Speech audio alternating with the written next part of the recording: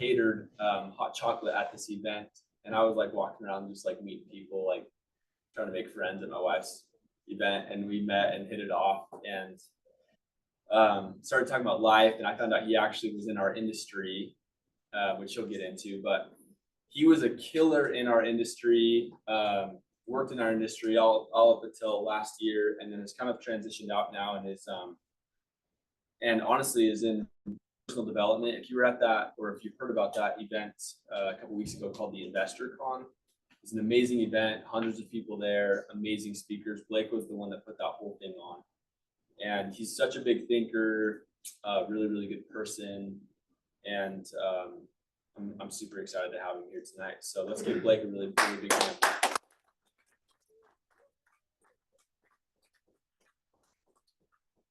Love you, dude. Hey, you're gonna have to, use that and then signal to Cam when you want to get into the next slide. Can Zoom hear me okay with this? Yeah, this will be, Zoom can hear you through the camera, and this will just be for social media purposes. I love it. Okay, hey, this is a blast. It's an honor, for real. When Parker calls, you answer. He's for real. He's the kind of guy that I'd just lay in front of a train for, man. He's a stud. I'm serious. He not only means so much to me, but I think anybody that has the opportunity to work with a guy like that in the industry like this, where it's so progressive, you're learning so much, you're developing so much, and he's doing it, it's so powerful. There's a ton of people in the space that talk about doing it, but don't actually do it. This guy, like, he does it. So, absolute honor. Love you, bro, and thank you for having me. So I want to go for like however long you guys want me to go. I'll go for it. It's our day night tonight, and she's just like, we do this for hours if you want. So I'll probably go for 30-40 minutes, and then would love to do some Q&A at the end. Open book, pull back the curtain. Anything you want to know, let me know. I think those are my housekeeping items. So my hypothesis and what I want to talk about today is I want to talk about the power of having and accomplishing impossible goals in your life. And my hypothesis is if you are not constantly reaching for and setting impossible goals in your life, it's as if you're taking out a gun and shooting yourself in the foot. That's my belief.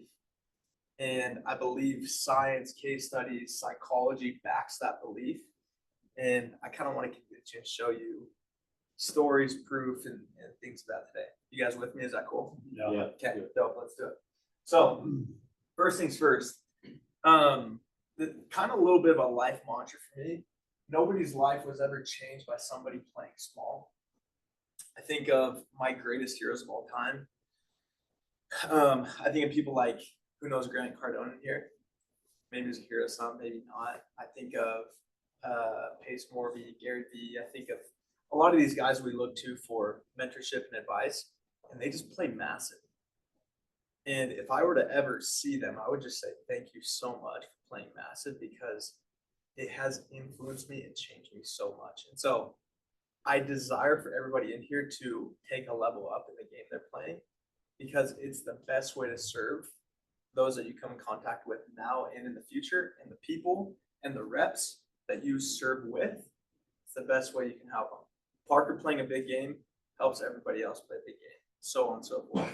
Okay, so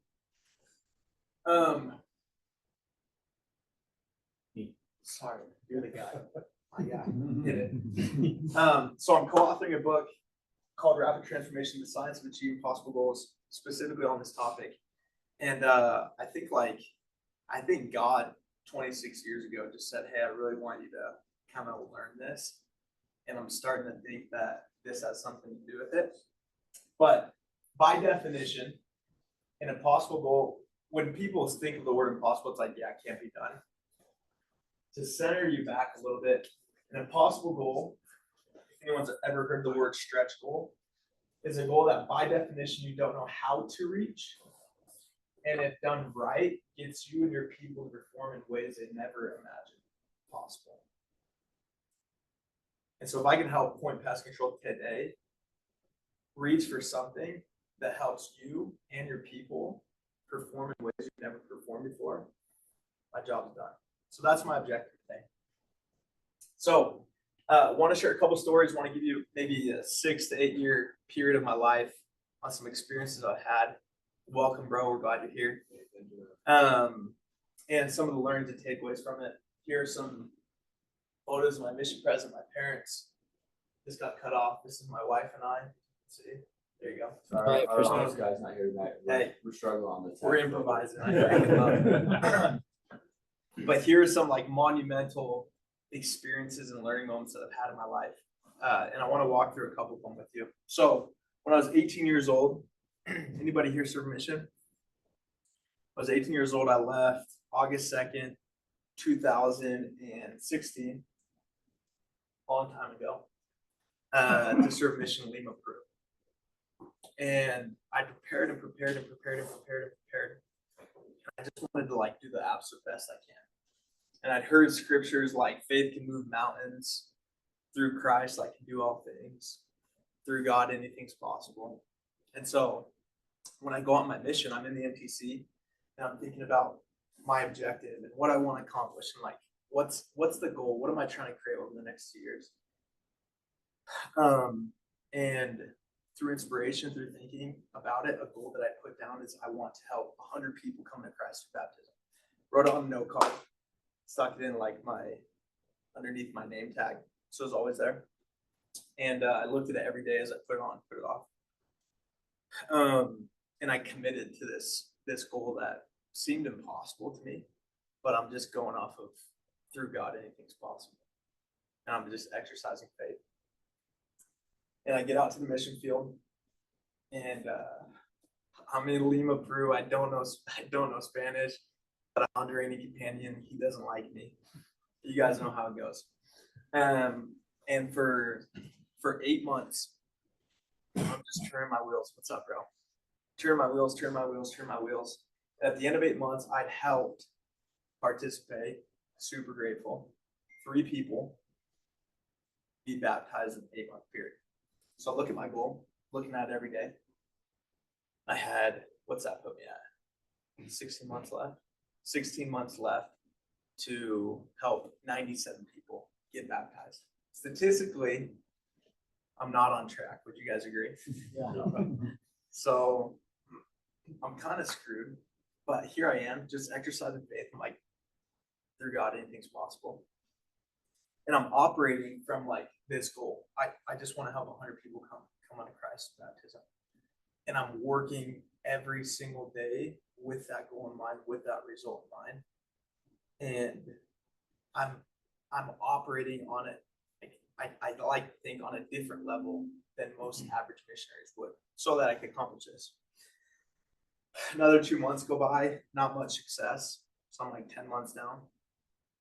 And some amazing miracles happen. I meet a guy who just recently came home from his mission, and he starts mentoring me about certain things that he experienced on his mission and what helped him be successful. A new mission president came in, this guy right here, with glasses, and this become a second father figure to me. And he comes in and teaches me so much and tells me, you gotta put the gas pedal down. You gotta go extreme, be obsessed, go bigger, go bigger, go bigger. And for the next 14 months, there wasn't a week that went by where we didn't have a baptism. And that goal was eventually realized. And so I'm at the end of my mission, and this was like the greatest miracle I could ever experience, because I learned what it's like to fail, what it's like to succeed, and what's required to succeed. It was so beautiful, as I'm studying this by experience. And so I come home, I'm like, can I apply these same things in my life? Can I apply these same things like financially? Can I apply these same things finding a wife? If you guys look back, it's the biggest impossible goal that I've ever accomplished. And so I set all these goals. I get a lot of clarity with my life. I'm like, cool, this is what I want to have. This is who I want to be. This is what I want to do in this time frame. And they were ambitious. One of them was like, I want to be a multimillionaire by 26, 20 years old, have no money in the bank. I'm studying at UVU, never gotten an A on a test in my life. I got a 16 on the ACT. I don't know what I'm doing, you know. And I'm doing freaking hot chocolate at a freaking catering event, bro. You know, how am I gonna be a multi-millionaire at 26? But I just set these impossible goals in my life, and they're powerful because it changed my present and changed like the way I operated. Having a clear future creates a clear present, and I just go in and I apply the same things, and I've seen time and time again these things happen. Flash forward 2 years, get done with the hot chocolate thing, thankfully. Realized I was playing small, and I said, there's no way this is going to help me be a multi-millionaire.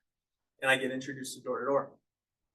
And door to door, there's 3 things that have been the best decisions I've ever made in my life: marry my wife, serving a mission, and doing door to door sales. I hope that doesn't come across like cheesy or cliche or like salesman-y. Legit, absolutely altered my life. And so here I am, 21 years old, decide to go out for a summer, set a goal. I want to make $100,000, go out summer 1, make $118,000. So once again, like this impossible thing is like just working. Like, man, this is beautiful.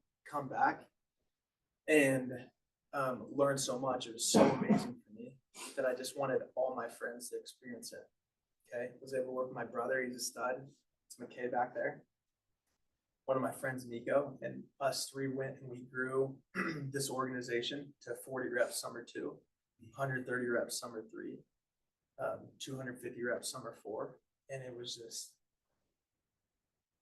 amazing, fulfilling, learning a ton, developing a ton, growing a ton. And the byproduct of that was making great money and seeing these goals get realized. And so here I am, 25 years old, and 6 months ago in April, and I realized that I'd kind of gotten complacent, and I stopped like going for impossible goals. Not that by any means I'd made it, but I'd done some cool stuff, and I think I got like comfortable, and I realized I needed to set a new impossible goal. So the new impossible goal for me was I want to go create a company that does 9 figures in revenue, and sell that company off. And that would be something that would stretch me significantly. 9 figures is 100 million, you see. So 100 million plus in revenue. And at the same time, I'm getting an impression from God. It says, he's like, hey, call Ben Hardy. This guy I met 4 years ago. I was like, cool, I'll do it. Didn't do it. 2 weeks go by, call Ben Hardy, didn't do it. Another week goes by, I call Ben Hardy. I'm like, okay, I'll call Ben. Call Ben. Best-selling author. If any of you guys have heard of 10X is easier than 2X, Who Not How, incredible books if you ever got to read them. And I said, I want to be a resource to you, want to be an asset. And I think that you write such amazing books. I want to flood the world with them. And we should create someone that teaches them the application to do so. And off the bat, he's like, yeah, like that sounds cool. You know? And a couple months go by, I'm like in his ear selling him about like this idea. And he's like, yeah, kind of leading me on. I didn't know this. I thought he's like, yeah, he's all in. And in August, I fly out and I say, hey, like, let's do this. Let's go build this 9-figure company. Let's go do it in 3 years. And he's like, I'm game. Let's do it. And I said, and I have this goal. I wrote, who has a morning playbook in here? So big. I'm a missionary for you. Yeah.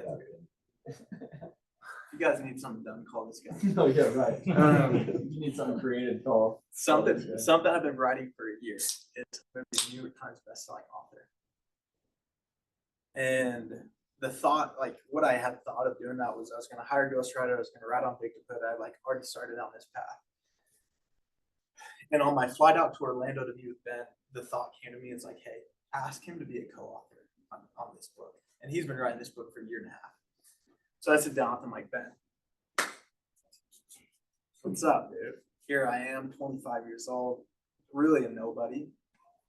And this guy, like, he speaks for 75 grand for an hour, completely different level. I'm like, how crazy would it be to consider me to be co-author on your book? And he's like, that would be very crazy to consider, and I probably wouldn't consider it. And then I started explaining to him why I feel like this would benefit him and I and the company. And anyways, he ends up considering it, and here we are. Flash forward today. This is like the cover of the book that just came out, and then it releases in July. So, Let's give him a hand for that. That's amazing.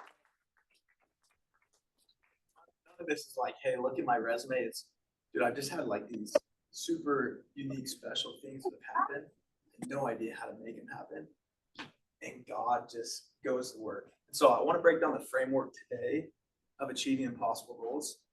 And once again, I want to convince you that going for the impossible is the best thing that you could ever do. And if you're not currently going for the impossible, you're absolutely shooting yourself in the foot. So how can you achieve the impossible? It's a 4-step framework. It's very, very simple if applied. Okay, first step is having a clear future self and direction. What does that mean? I believe that when your goals are not realized, it's actually due to misalignment with your future self. So for example, if you're going for a goal and there's no alignment, like long-term vision, like how this is going to help you get to where you want to go, your chances of realizing that goal are close to zero. When there's heavy alignment with your future self, where you want to go, your chances of accomplishing that goal are significantly higher because it's easier to commit to. There's less friction.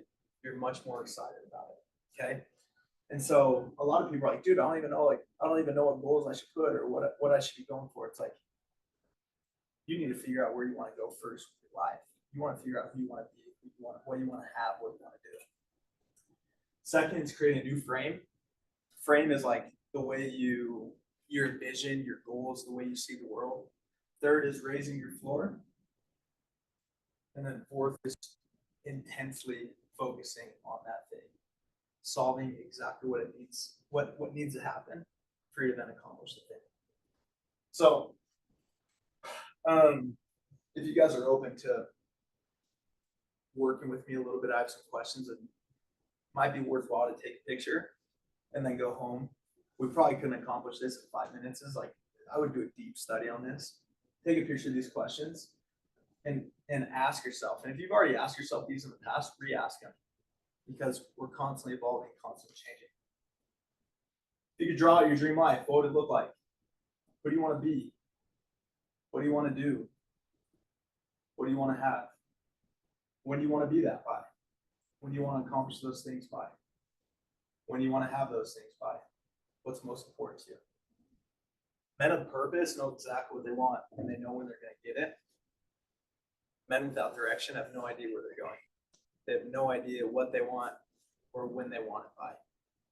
Most powerful thing you can do in the marketplace is be a person that's decisive, full of purpose, knows exactly what they want, knows exactly when they want it by. So, challenge you, if you guys are open for it, do this study, get clear on not only like, hey, who do I want to be, but what's my future lifestyle? What do I want to have? What are milestones? What are massive accomplishments? I want to write a book. I want to speak. I want to, whatever it might be. I want to do a golden door. I want to recruit 40 people. Get clear on it. You can't hit the target if you don't know what you're aiming for. Your future self is your greatest ally. When you start making decisions based upon who you intend to become rather than who you are currently, you create a powerful momentum that pulls you forward. Your future self isn't just a vision, it's a tool for transformation, guiding your actions and shaping your identity today. So, something that I do continually to remind myself and my future self is doing the top 10 exercises in the morning playbook every day. And then also I have this document that is who I am. That document has things like, I'm the CEO of a $250 million company. I am a future mission president. I am the most present father in the world. I'm an unconditionally loving husband. And every day I look at this, say it to myself. And so that future me, I'm just trying to be it in the present. That future me shapes the present. When I'm with my son and I remember I'm the most present dad in the world, I put my phone down.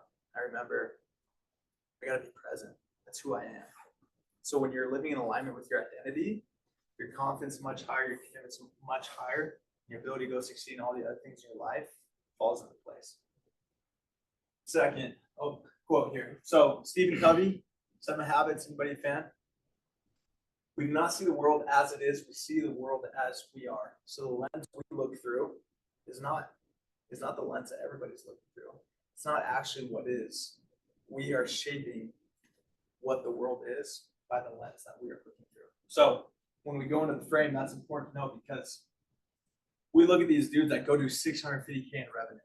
Okay, who's the top salesman in this room? Out of curiosity, Tanner, what did we get? Where's Tanner? Yeah, Tanner was the top salesman this year. Tanner, what'd you Sure. sell? How many? Yeah. 485 counts.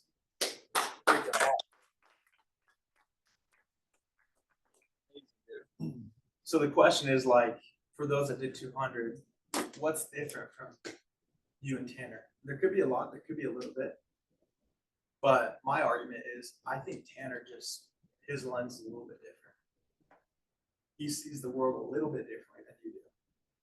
His belief is a little bit higher. His certainty, his limiting beliefs are a lot lower. His confidence in himself. There's a couple things that he does different that makes him different. But at the end of the day, it's the same pitch. So why can he sell twice or 3 times as much as you? I believe it's because of his frame. So Just a quick plug, sorry. please. Literally what you said, like I am, an unconditional loving husband. Like I was writing stuff like that, and every single day I wrote from January 1st, I am the top rep in the company, and that's like who I became. It's beautiful, bro. The future shapes are present, not the other way around. It's beautiful. So what I mean by that is this, is most people think that their past determines their present. It's like, yeah, that happened to me. Or yeah, I went through that. Or yeah, I experienced that. Or yeah, I accomplished that. And that like means something in the present. Or your present, what you're doing now shapes your future. Not at all. Your future self, what you want in the future, what you're looking for in the future, has everything to do with what it shapes in the present. Past doesn't matter, present doesn't matter. If you want a better present, create a bigger future. If you want a better present, create a sooner future. Okay? So time can actually be used as a tool. I was just talking to somebody today, and he said, my goal is to have 32 reps start the summer. And so we're talking about this, we're going through the framework. And he said, I'm committed to recruiting those 32 reps in 90 days. And so prior to, his goal was 32 reps by April 29th or whenever we go out. Now it's, I'm going to do it in the next 3 months. I'm going to have it done by end of January. And so what happens when he uses time as a tool, rather than it being a 6-month thing, it's now a 3-month thing. It makes his presence significantly different. You see that? The way he has to operate to get 32 reps in 6 months versus 3 months is drastic. It's a completely different system. It's a completely different strategy. And so when you're accomplishing impossible goals, you can use time as a tool. You can shorten it. And what it does is it forces your present to be completely different, operate completely different. Think of new pathways, think of new ways to leverage that you weren't thinking before because you didn't have this deadline that was pushing you to create something that you hadn't thought about before. Does that make sense? And so most people underutilize time. By leveraging time and use it as a tool, creating it sooner, your results can significantly change and drastically improve. Okay. The frame, the goal that you're operating from, okay, who has a goal that they're willing to share? Big goal that they might be going for. I'm running 100 miles in 2026. Wow, it's amazing, bro. What would have to happen if you did that in 2025? I'd have to train a lot more, but I could probably get it done if I need to. Let's do it, bro. Use time as a tool. Cool. So here's what happens when I'm now operating from, I'm running 100,000, Oh, sorry, 100 miles. 100 miles straight. in Yeah, consecutive. So 100 miles in one race. When I'm operating from that frame, it now shapes like my training process, like when I wake up, when I work out, my entire schedule, how I spend my time, what I eat. It shapes everything.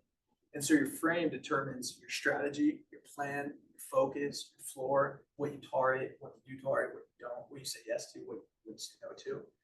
So this is why it's so powerful to operate, have clarity in what your frame is, while operating from a very high frame, because high frame requires you to operate at a higher level. So an effective impossible goal is it's simple, it's clear, it's an alignment to your future self, it's exciting, there's a deadline, it requires you to drastically change your present.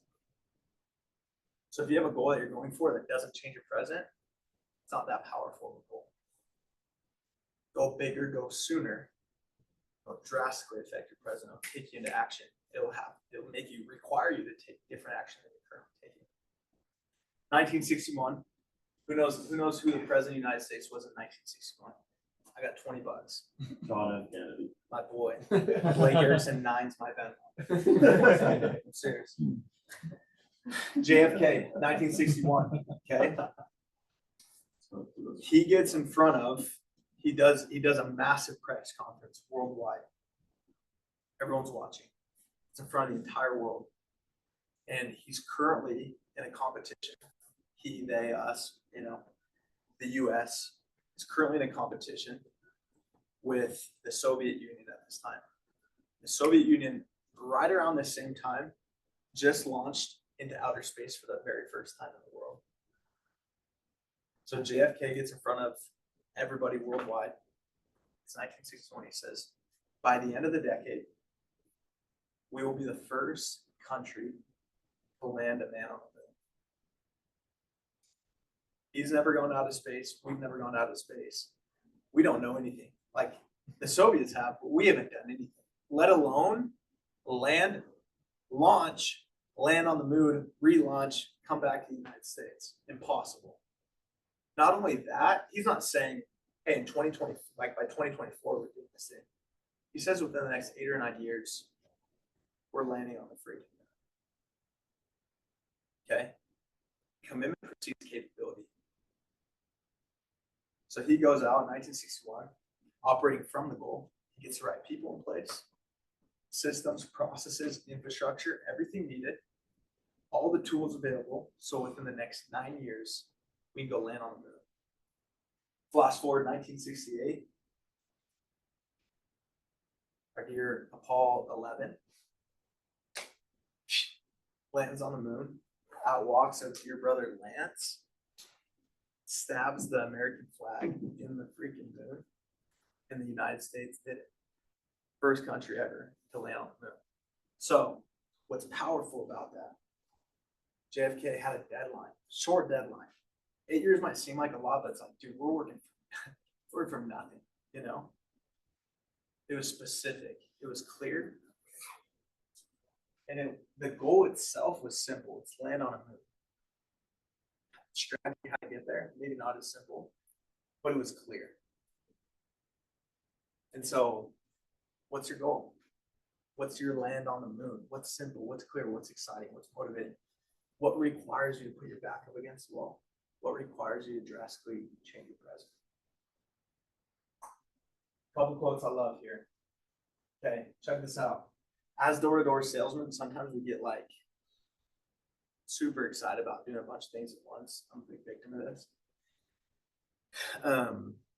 And we want to like invest your money here and try this side hustle and try recruiting at the same time, and try training at the same time. And by the way, I'm going to work a part-time job and go to school and like get married and go to church. Like, dude, it's a lot of balls in the air. And here's some quotes that have helped shape how I raise my floor. A man who chases 2 rabbits catches neither. If you have more than 3 priorities, you have none.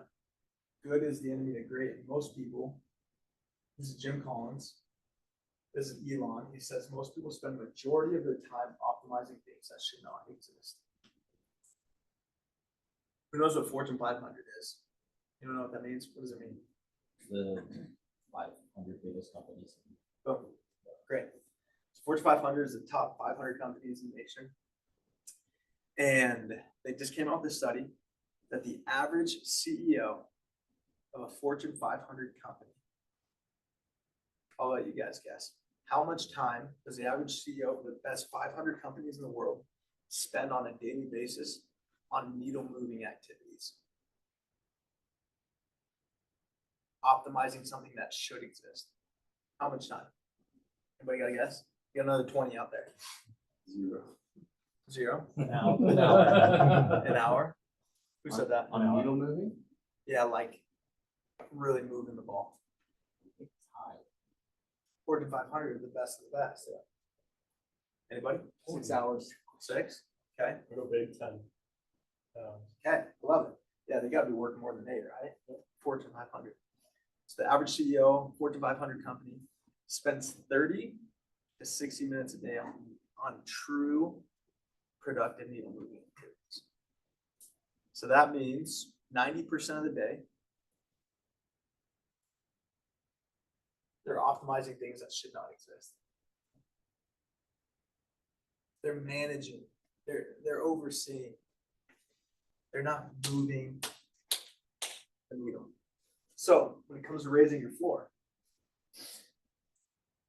you got to ask yourself, what am I currently tolerating?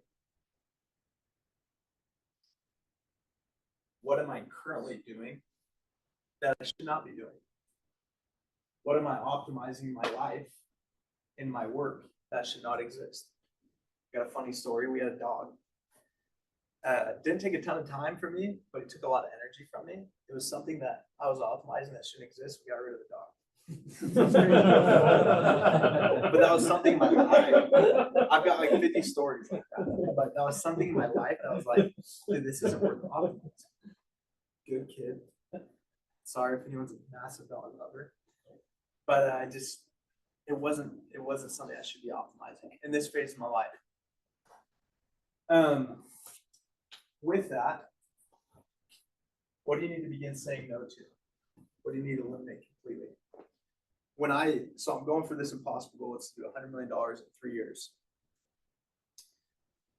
As I now look at my life and my business, I'm now operating from a completely different mindset of, okay, the people I'm hiring now, are they $100 million level?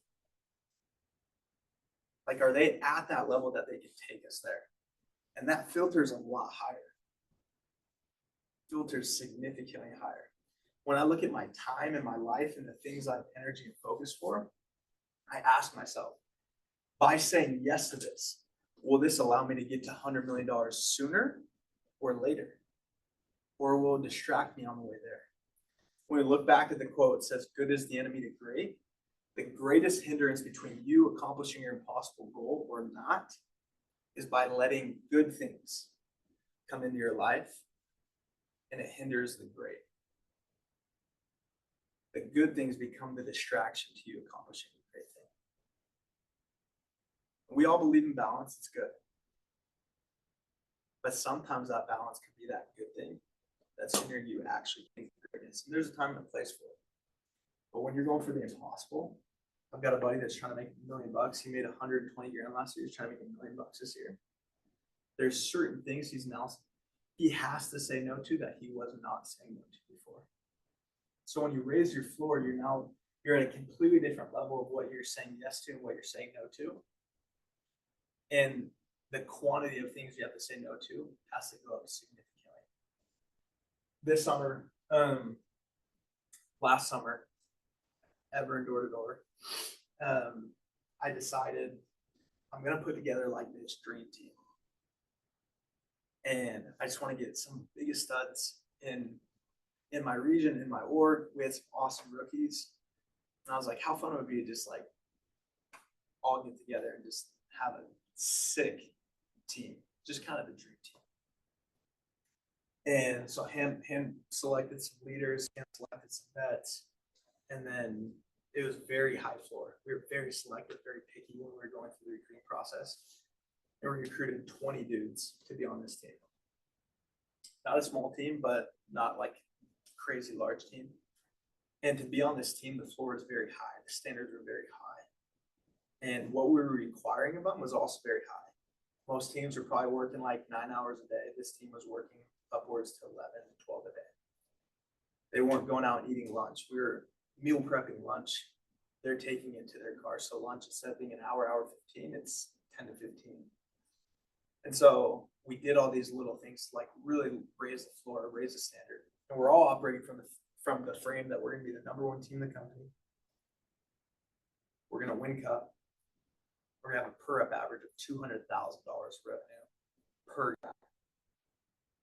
60% of this team's rookies.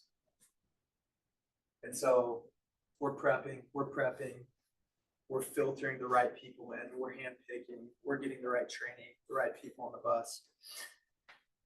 And we go out, number one team in the company, we win the cup. Per rep average is 175,000 per member on the team. And simply, we didn't do anything different, except for we just raised our floor significantly. So the difference between what you're gonna go accomplish and what you could accomplish is just how much you raise your floor. How much you raise what you tolerate. Because, you know, as door-to-door people, we want to be the good guy. But we don't, you know, but we also want to maintain a good culture. It's just like tricky balance. Like, what are you going to tolerate? What's your level of tolerance? What's your floor? Michelangelo, when he was creating the David, anybody know the David big naked statue? You can see like the whole thing. You know? I'm not gonna go see it, but they say they say it's a cool sculpture. Parker has that as a screensaver for some reason. And they say it's up to this period of time, it was the most beautiful artwork ever created, to the point where people couldn't fathom the detail and what the end result was. It left people awestruck to the degree where the Pope went and took Michelangelo and like contracted them out for years and years and years because of what he created. And when people go and ask him, how did you do this? How did you create the most beautiful piece to ever be created? What he said was, I removed everything that wasn't the David. I removed everything that was not the David. That was not the sculpture that I was creating. That was not the goal that I was going for. Steve Jobs says, people think focus means saying yes to the thing you've got to focus on, but that's not what it means at all. It means saying no to the 100 other good ideas that there are. You have to pick carefully. I'm actually as proud of the things we haven't done as the things I have done. Innovation is saying no to 1,000 things. Quick story on Steve Jobs. Anybody seen Jobs as a Ashton Kutcher? It's kind of rad, huh? My opinion, I've got like this list of my favorite entrepreneurs. Elon's up there. Steve Jobs is like top 3. One of the greatest entrepreneurs of all time. Creates Apple out of his garage, grows it, scales it. Beautiful company. Gets some investment. Gets a board of directors. And Steve Jobs is crazy. And eventually his board of directors comes in and says, Steve, you're out. We will not keep going with this company unless you step down as CEO. So he gets forced out. Over the next couple of years, as now Steve's retired, Apple starts to tank. To the point where they're months away from going bankrupt. Apple, that we know today, just passed $2 trillion, was months away from going bankrupt. Out of desperation, they call Steve and they say, Steve, we hate to this is probably embarrassing, but we need you back, brother. And so I'm sure he had some conditions. Steve comes back. At this point in time, Apple, declining in the red, not profitable, about to go bankrupt, has about 236 products on their marketplace. Steve Jobs, the very first day, in the first moments he comes in, he goes in and he takes out and he eliminates about 225 of them. So they go from like 236 to 225. All of a sudden they have like 10 products left. And then you start seeing Apple go like this.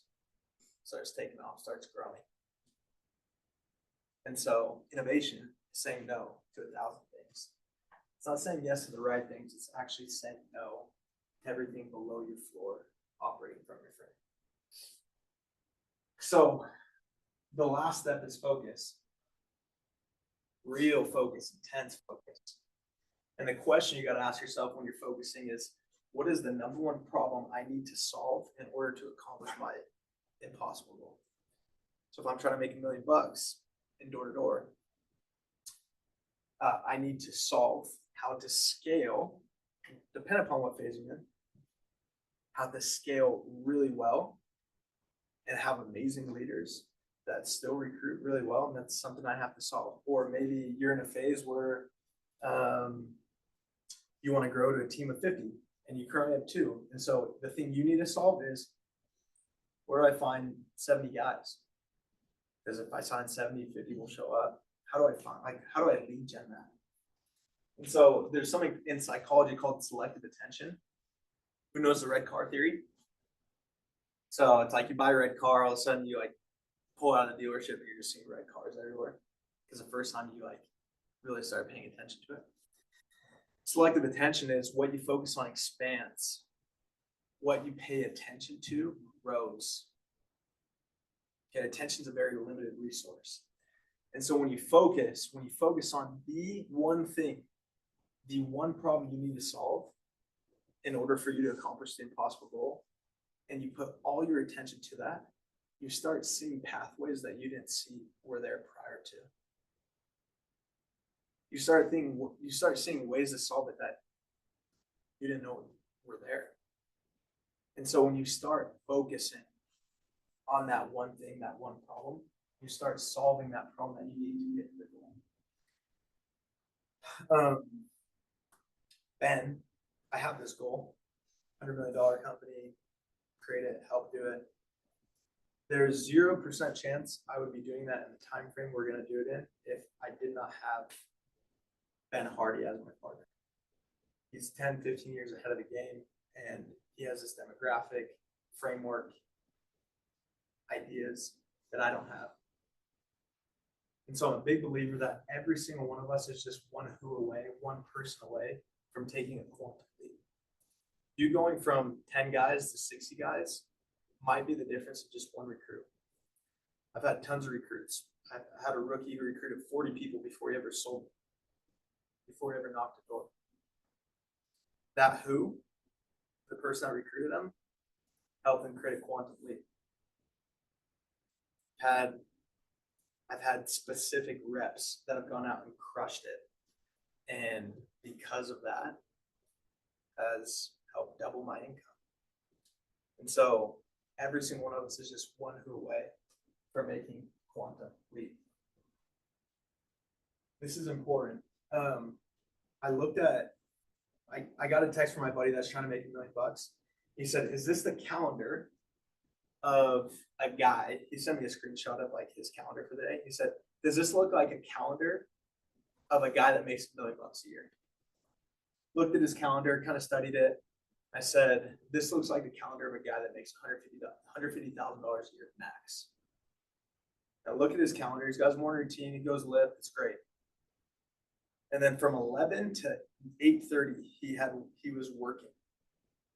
And I texted him. I said, "You need to eliminate everything that you're doing after 11 o'clock because it's all noise." It's doing a follow-up meeting with this guy that is one of his leaders. It's meeting with his regional.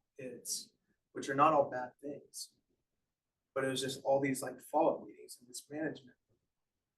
I was like, dude, how are you going to go from 120 grand to $1 million by just doing some follow-up?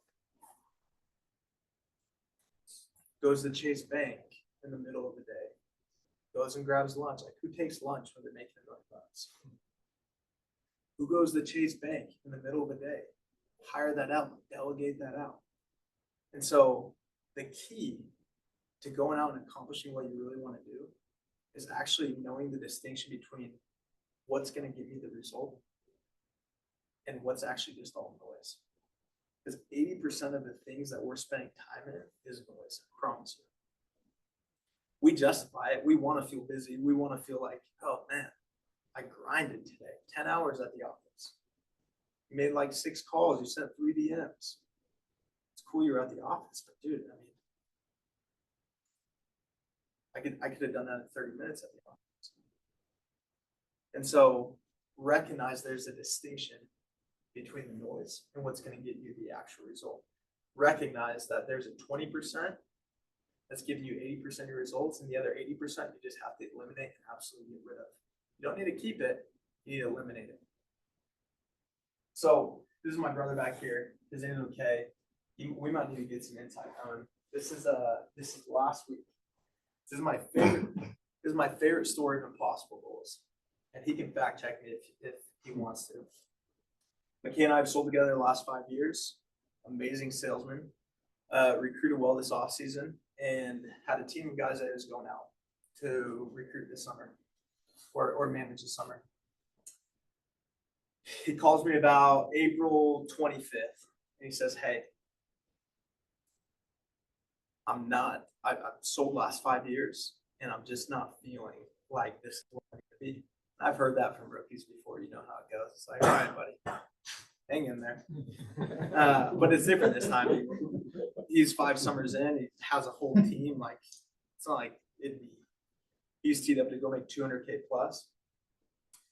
And I'm like, yeah, dude, whatever you need to do. Like, I genuinely just want you to be happy. He's like, yeah, I'll hang in there and just kind of feel it out.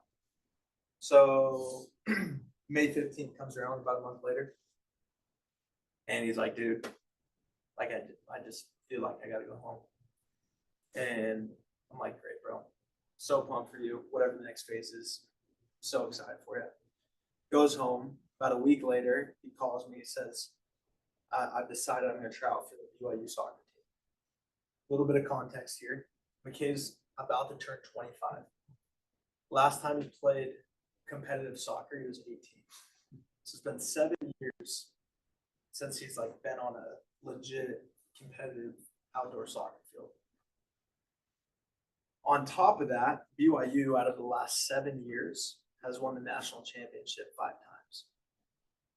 On top of that, there's 24 spots on the team. 23 people from last year's team has returned. On top of that, there's 100 people showing up to try out. On top of that, tryouts are in 3 months. So he goes in, burns all his boats, operating from the impossible goal. He's got a 3-month timeline.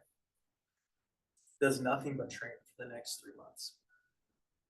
All day, every day, gets a speed coach, gym, gets connected to the BYU team, works for the BYU coach, does the networking side, does the physical side, goes out and plays indoor a couple times a week, rehab, physical therapy, everything. Just goes all in. August 27th comes around and he's trying out for the BYU team. There's one person I can make it. Hasn't played in 7 years.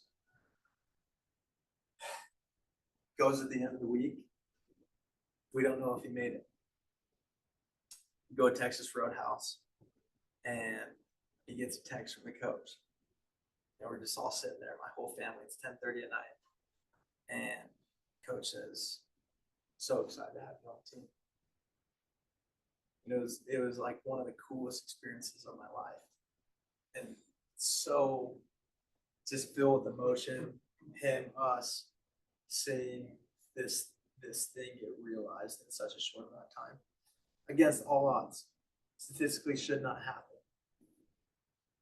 And I just know that the framework in this formula works.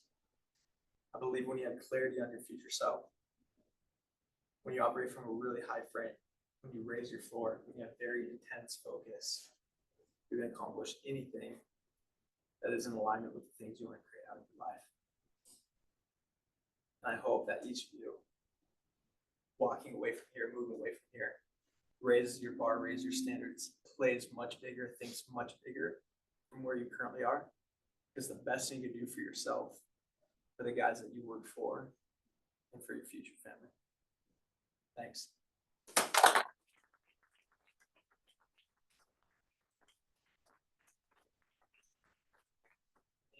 open to any questions.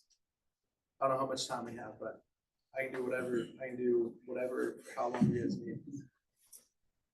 I asked you earlier about the sacrifice or whatever. I don't know if you want to share that with Yeah. Dr. Hardy. Yeah. So when I asked Ben to be on the book, he said,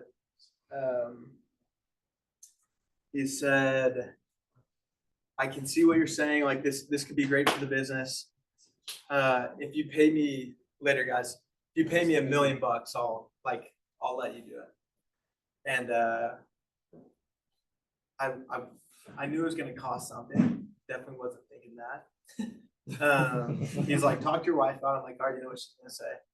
And call her. She's like, let's roll. I'm like, all right, Ben, we're rolling. So that's what it took. And I definitely didn't have $1 million at the time. So that was another call. Really, it was an impossible goal that I had no idea how to accomplish. That just over time kind of worked itself out, figure out the pathway of how to get it. But that's what it is. Cool. Thanks, man. Thank you. Great question. Yeah. I think my biggest question is, and I've seen like within like our own reps, like setting goals with like the reps in my region is you can push them to like a really awesome impossible goal, but they have this little thing in their brain that tells them that they're not capable. Like, Yeah. how do you, for yourself and for others, like coach them through the doubt? Yeah. That shows up.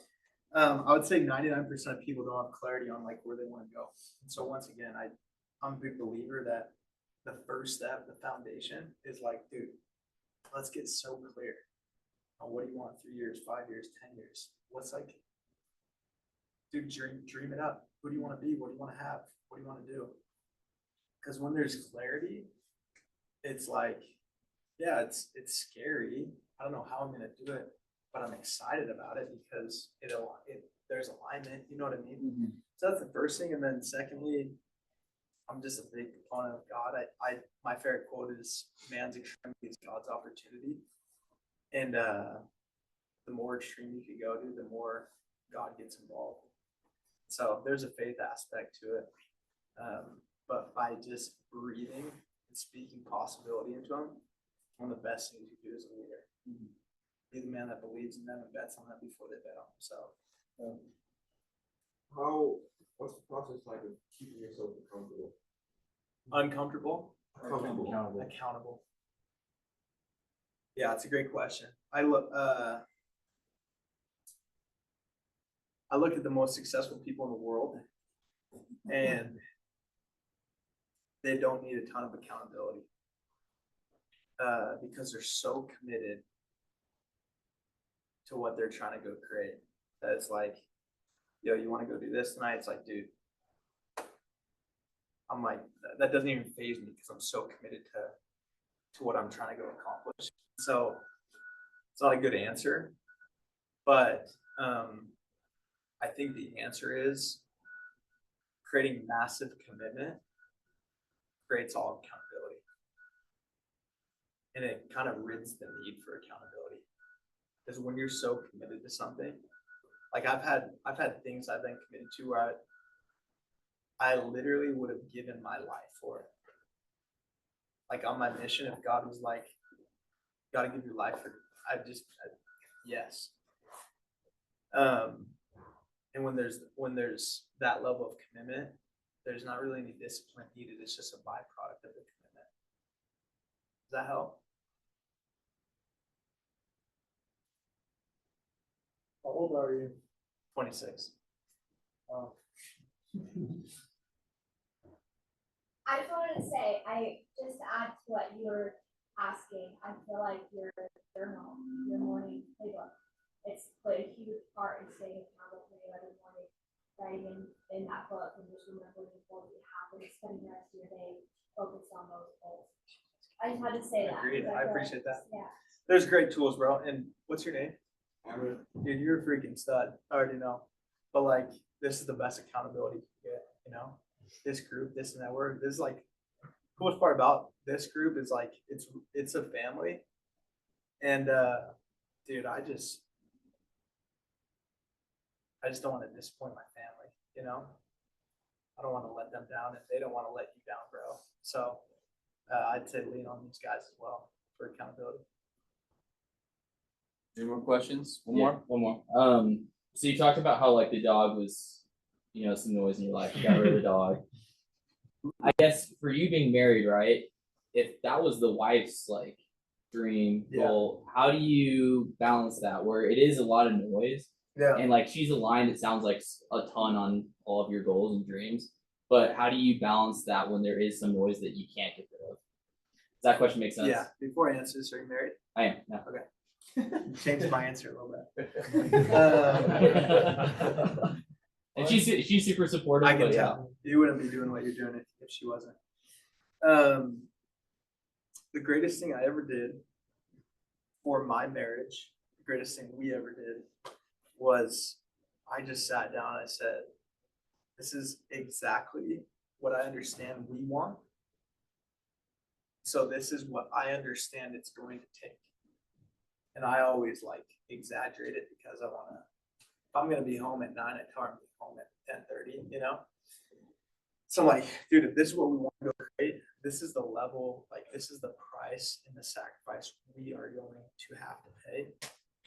And I want to know how bought in are you on that vision and how willing you are to pay that price. So I did this up front. And so bless her, bro, like there's ebbs and flows, phases that are crazier, but there's a phase for like 2 years where, wake up in the morning, that's it, and that's you. Wake up, out of bed, go, come home, see her, go to bed. And they just gotta be committed to the future, dude. They gotta be committed to paying the price. And so I would say if you haven't had that talk, I'm sure you have versions of it. I'd re-sit down and I'd say, hey, like, tell me what you want. I want to hear your dreams. I want to tell you mine, and I'd love to get aligned with them. And then I'd love to talk about what that would take if you could get just so on board with it. That's my answer to that. Does that help? Yeah. Was I answering the right question? Yeah. Okay. Cool. Thank you. Thanks for Good having licking me, guys. hand, You guys man. are awesome.